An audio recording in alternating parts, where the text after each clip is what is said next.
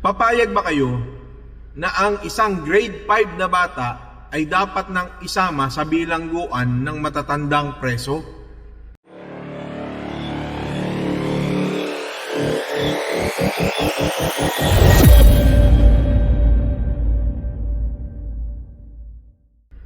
Iyan po kasi ang panukala nitong si Robin Padilla na dapat daw ay ibaba sa 10 taong gulang ang mga batang pwede nang parusahan sa ilalim ng batas.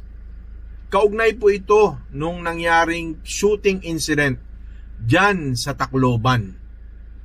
Mga kababayan, kung atin pong uunawain ang Juvenile Act nitong si Kiko Pangilinan, hindi naman po ito nag-aabsuelto na mga batang nakagawa ng krimen o ng pagkakamali at pagkakasala.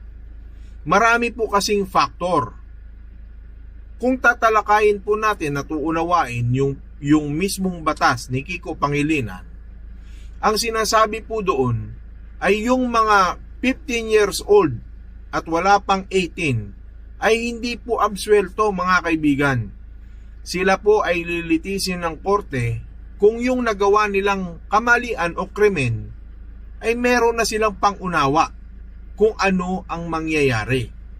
Ibig sabihin po noon, lilitisin pa rin sila. Subalit, aantayin po na sila po ay pumatak sa wastong gulang bago po sila isama sa kulungan ng mga preso. Ngayon, kung 14 anyos naman po pababa ang nagkasala, mga kababayan, yan po ay itinuturing pa ng korte na maaaring hindi pa niya alam yung kanyang ginagawa. Alam naman po natin na lahat tayo ay gigil sa mga ganitong klaseng pangyayari, mga kababayan, na gusto nating mapanagot itong mga batang ito. Pero kung hindi po natin nauunawaan, mga kababayan, yung sitwasyon at ang dahilan kung bakit po nagawa ng mga batang iyan ang ganong klaseng pagkakamali, para po tayong sinabi nating yung mga bata, yung mga anak natin, papayag tayong basta na lang dadamputin ng pulis at ipapalit ulo po. Dahil una po, kapag ginawa natin yan, mga kababayan, ito pong mga predator, mga matatandang sanay ng gumawa ng kriminalidad, ay pwede nilang i-set up yung mga batang grade 5, mga kababayan. Dahil yun ay pwedeng parusahan. Yan ang panukala ni Robin. Pwede nang parusahan ng grade 5 na estudyante, mga kaibigan. So pag nangyari yun, yung anak mong walang kamuwang-muwang, isipin mo, grade 5 naglalakad, at iset up iyan, mga kaibigan, may krimen sa daanan, at sabihin ang batang iyan ang bumaril doon sa isang nangyari na krimen, nagawa po ng predator o mas matanda sa kanya, pwede pong gawin iyan, mga kababayan. Hindi po natin masusolve ang problema. Lalo pong lalala ang sitwasyon. Lalo po tayong magkakaroon ng mas malaki pang problema. Dahil kung tutuusin, mga kababayan, maganda yung pakinggan, yung gusto mong mapanagot ang may sala. Pero kung tutuusin, mga kaibigan, katulad ni Robin Padilla, ang impluwensya niya bilang senador, mga kaibigan, siya po'y gumagawa ng mga bad boy na mga pelikula. Mga siga, mga maaangas, yung lakad kangaroo na parang hindi matatablan ng kahit na anong, di ba? Matigas.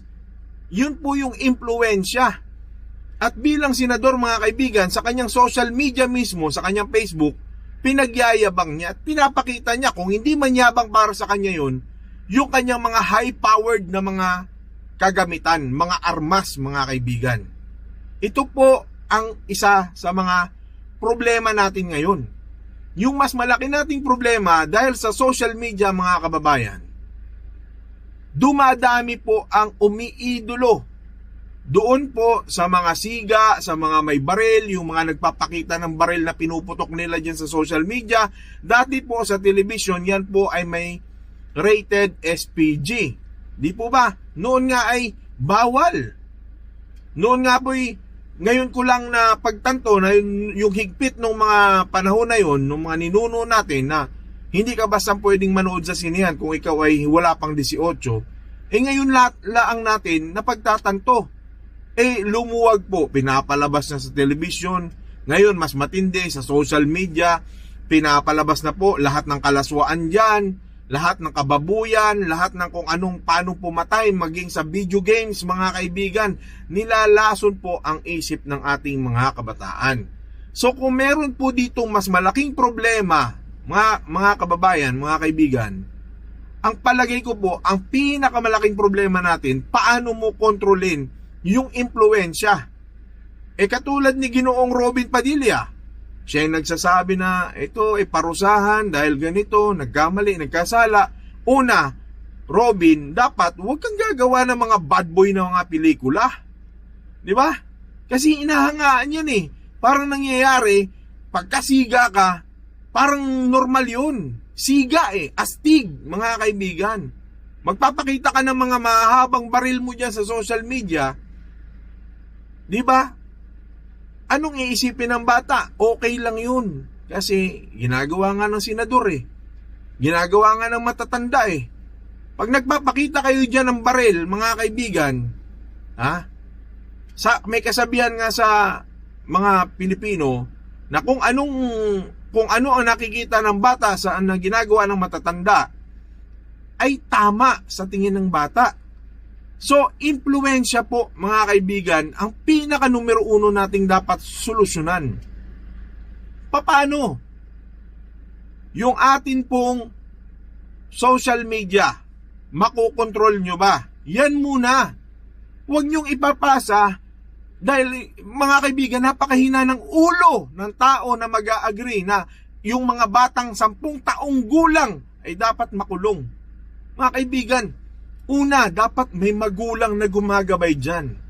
Dapat parusahan natin yung mga magulang na hindi kaya pong disiplinahin at bigyan ng magandang aral o disiplina at paggabay ang kanilang mga anak para hindi sila gagawa ng bata, gawa lang sila ng gawa ng bata dyan, tapos magiging kriminal dahil hindi mapakain, dahil nagugutom, dahil may masamang impluensya, hindi mabantayan. Dapat ganun po muna, magkaroon muna tayo ng family planning na dapat bago ka gumawa ng bata sa mundong ito, alam mo kung paano maging magulang. Yun po talaga ang dapat nating mga kailangan tutukan. Kayo, kung kayo po hindi pa magulang, huwag nyong antahin balang araw na kapag kayo may 10 taong gulang na anak. At yan po ay, hindi po yan kadalasan, ang bata, hindi yan sasaksak, hindi yan babaril kung walang nag-udyok. Di po ba may sinasabi tayong yung isip bata, away bata? Yan po ay pag sinabihan mong, pitikin mo ang tenga, doon lang yan pipitik. Yan ay mga wala pang muwang, walang isip iyan. Kapusukan po iyang mga edad na yan. Ngayon, hindi natin justify na tama yung ginawang pamamaril. Pero mga kaibigan, dapat tingnan natin yung iba't ibang anggulo ng istorya. Bakit namaril yung batang iyon? Dahil, ano sabi nila? Nabuli din yung mga batang iyon. Nagpakita sila na, kailangan sa mundong ito, maging matigas ka. Kasi yan na po ang laman ng ating mga teleserye, ng ating mga pelikula. Sa mga ganyang aspeto, mga kaibigan, kailangan ang pagkilala ng bata ngayon sa mundo ay kailangan maging predator ka o ikaw ay magiging prey. Di ba? Kailangan malaman ng bata na hindi tama iyon. Hindi ito yung kung sino lang ang malakas siyang mabubuhay. Hindi ganun. Dapat meron tayong tamang disiplina kung papaano umiwas, papaano mabuhay ng tama nang hindi nakakasakit ng kapwa-tao. At payo ko naman kay Robin, kaysa ganong klaseng panukalang, di ba? Si Robin, bad influence ka pa nga Isipin mo si Kiko, inaaway mo. Senador yun. So, pag napanood ng mga bata sa social media, sa telebisyon, sa balita, nang aaway ka okay lang. So, baka yung mga batang yun na namaril, napanood yung asta mo na parang siga ka, na barumbado ka. Di ba? Nang-aaway din sila, naaway sila, nabuli sila, kaya kumuha din sila ng baril dahil wala nang gustong magpatalo. Walang gustong maging weak. Dahil nilait mo nga yung generation na to na mahihina. Di ba? So, kung kayo man po, ano man ang pagkakaiba ng ating henerasyon, namnamin nyo mabuti kung ano yung sitwasyon na to. Dahil kung hindi po natin malulutas ito ng may tamang kaisipan, tamang pagninilay-nilay, mas malaki pong problema yan. Bata ang magsasakripisyo nitong lahat. Bata na walang mga kamuwang-muwang, mga kaibigan. Umuuwi lang yung anak mong teenager. Sa gabi, may nakitang nag-away dyan, nagiinuman yung mga matatanda. Sinaksak ng matanda o binaril ng isang kainumang matanda. Pagkatapos ay isi-set up yung bata, yung anak mo naglalakad sa iskinita. Yung anak mo naglalakad sa kanto. Sinet up lang. Ngayon, dahil matutupad yung hiling nyo na pagbigyan si Robin, kung hindi kayo mag-iisip, baka anak nyo ang susunod na biktima o pamangkin mo o kamag-anak mo o apo mo ang susunod na biktima ng panukala ni Robin na hindi po pinag-iisipan. Na parang baliwala lang, na parang pawang kamangmangan lang. Di ba? Kabubuhan yun, mga kaibigan. Ipapasa mo sa 10 taong gulang. Pasasamahin mo dun sa mga kriminal sa loob.